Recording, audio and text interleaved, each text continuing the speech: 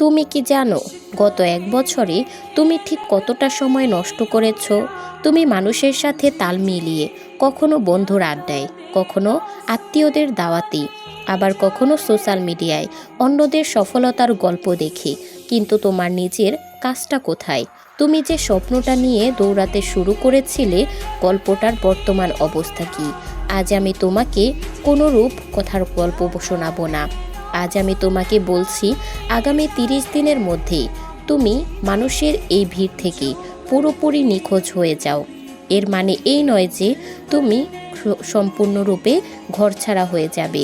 এর মানে হলো তুমি এই 1 মাস দুনিয়ার সব ফালতু কোলাহল থেকে নিজেকে সরিয়ে নিয়ে নিজের কাজের ওপর পাগলের মতো করে ঝাঁপিয়ে পড়বে। তুমি কি প্রস্তুত নিজের ক্যারিয়ার আর নিজের ভবিষ্যৎ গড়ার জন্য এই কঠোর ত্যাগটা করতে? নিখোঁজ হওয়ার আসল উদ্দেশ্য হলো ডিপ ফোকাস। আমরা যখন মানুষের ভিড়ে থাকি তখন আমাদের মনোযোগ শতভাগ বিভক্ত হয়ে যায়, কিন্তু এই 30 দিন তোমার মনোযোগ থাকবে শুধু একটা জায়গায়, তোমার কাজ। তুমি যে স্কিলটা শিখতে চেয়েছিলে, যে প্রত্যেকটা শেষ করতে চেয়েছিলে, তা আজই করতে পারবে। শুধু একটা জায়গায় তোমাকে কাজ করতে হবে। যে ব্যবসা শুরু করার কথা ভাবছিলে, এই 30 দিন হবে সেই কাজের জন্য উৎসর্গ করার সময়। ফোনের নোটিফিকেশন বন্ধ করো, ইন্টারনেটে ফালতু স্ক্রলিং বন্ধ করো। প্রতিদিন অন্তত 10 থেকে 12 ঘন্টা শুধু তোমার মূল কাজের জন্য ব্যয় করতে থাকো। মনে রাখবে, তুমি যখন সবার চোখের আড়ালে কঠোর পরিশ্রম করো, তখন তোমার কাজ তোমাকে খুঁজে নেবে। এখানে একটি কথা মনে রেখো, বিখ্যাত লেখক ক্যাল নিউপোর্ট তার ডিপ ওয়ার্ক বইটিতে বলেছিলেন, অগভীর কাজ করলে তুমি সাধারণ হবে, কিন্তু গভীর মনোযোগ দিয়ে কাজ করলে তুমি অসাধ্যকে সাধন করতে পারবে। এই 30 দিন হবে তোমার সেই গভীর মনোযোগের সময়। সকালে ঘুম থেকে উঠে যখন দেখবে সবাই চায়ের কাপে আড্ডা দিচ্ছে বা ফোনে কাজ শেষ করে স্ট্যাটাস দিচ্ছে, তখন তুমি তোমার ডিপ ওয়ার্ক বসে কাজ করতে থাকো। তোমার কাজের গতি হবে ঝড়ের মতো, কিন্তু মন হতে হবে পাহাড়ের মতো শান্ত। এই 1 মাস তোমার কাছে কোনো কাল বলে শব্দ থাকবে না। যা করার আজই করতে হবে। বাস্তবতা হলো, তুমি যখন মানুষের সাথে বেশি মিশো তখন তুমি তাদের চিন্তাধারায় প্রভাবিত হও, কিন্তু এই 30 দিন হবে তোমার বস তুমি নিজেই। মানুষের ভিড়ে থেকে তুমি বড়জোর একজন সাধারণ কর্মী হতে পারবে, কিন্তু একা থেকে কাজ করলে তুমি একজন মাস্টার হয়ে উঠতে পারবে। এই 1 মাস তোমার কোনো অফ ডে থাকবে না, কোনো ছুটির দিন থাকবে না। তুমি প্রতিদিন সকালে ঘুম থেকে উঠে আয়নায় নিজেকে বলো, আজ আমি গতকালকের চেয়ে একটু ভালো কাজ করব।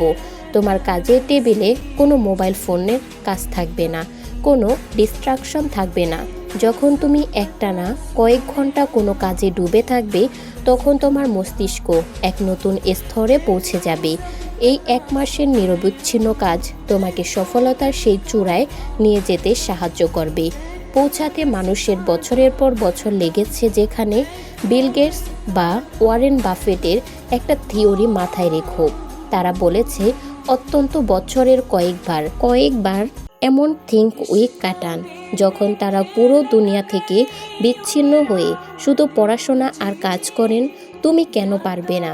তুমি যদি মনে করো তুমি একা হয়ে যাচ্ছ, তবে মনে রেখো, সিংহ সবসময় একাই শিকার করে, পঙ্গপাল সবসময় ভিড়ে থাকে। তোমাকে সিংহের মতো গড়ে উঠতে হবে। এই 1 মাসের নিঃসঙ্গতা তোমাকে এমন এক মানসিক শান্তি দেবে যা পরবর্তী 1 বছরে তোমাকে কেউ আর থামাতে পারবে না। কাজের মাঝে যখনই ক্লান্তি আসবে, তখন মনে মনে বলবে, এখনকার এই কষ্টটাই তোমার ভবিষ্যতের সফলতার ভিত্তি। অনেকেই তোমাকে বলবে, তুমি কি পাগল হয়ে গেছো? কেন কারো সাথে কোনো কথা বলো না? কেন কোথাও যাচ্ছ না? তাদের কথা এক কান দিয়ে ঢুকিয়ে অন্য কান দিয়ে বের করে দাও। কারণ এই 30 দিন পর যখন তুমি নিজের কাজের ফলাফল সবার সামনে পড়বে, তখন এই মানুষগুলোই তোমাকে দেখে হাততালি দেবে। নিজের কাজের প্রতি এই যে জেদ, এই যে একাগ্রতা, এটাই তোমার ভিড় থেকে আলাদা করবে। এই 1 মাস নিজের শরীরের যত্ন নাও, যাতে তোমার কাজের এনার্জি কমে না যায়। সুষম খাবার খাও আর পর্যাপ্ত ঘুমাও, যাতে তোমার মস্তিষ্ক সবসময় ধারালো থাকে। মনে রাখবে, তোমার শরীর যদি ঠিক না থাকে তবে তোমার কাজেও সফলতা আসবে না। একটা কথা আছে না, স্বাস্থ্যের বিনাশ মানে স্বপ্নের বিনাশ। তাই কাজের দেহ চাপে নিজের শরীরকে অবহেলা করো না। কাজের মাঝে মাঝে ছোট ছোট বিরতি নাও, একটু জল পান করো, লম্বা শ্বাস নাও, কিন্তু এই বিরতি যেন ফোনের সোশ্যাল মিডিয়ায় ঢুকে না পড়ে। তোমার বিশ্রাম হতে হবে গঠনমূলক। হতে পারে সেটা 5 মিনিটের একটু হাঁটা অথবা প্রকৃতির দিকে তাকিয়ে থাকা। মানুষের ভিড় থেকে দূরে থাকার মানে হলো নিজের মনের ভেতরের জঞ্জাল জমতে না পরিষ্কার করে রাখা। যখন তুমি একা থাকো তখন তোমার ভেতরের আসল সৃজনশীলতাকে বেরিয়ে আসতে দেখা যায়। তুমি নতুন আইডিয়া পাবে, নতুনভাবে সমস্যার সমাধান করতে পারবে, যা তুমি মানুষের আড়ালে ভিড়ের মধ্যে থাকলে, আড্ডার মধ্যে বসে থাকলে কখনো করতে পারতে না। এখন প্রশ্ন হলো, তোমার কি সেই সাহস আছে? তুমি কি পারবে তোমার প্রিয় জায়গাটিকে খুঁজে নিতে, তোমার প্রিয় আড্ডা থেকে বের হয়ে আসতে? তুমি কি 1 মাস নিজের ফোনটা থেকে দূরে সরিয়ে রেখে নিজের স্বপ্নের পিছনে ছুটতে পারবে? যদি পারো তবে 1 মাস পর তুমি নিজেকে চিনতে পারবে না। তোমার কাজ তোমার হয়ে কথা বলবে, নিজেকে নিজের জন্য কোনো একটা স্বার্থপর দুনিয়া থেকে। আর ডুবে যাও নিজের কাজের গভীরে।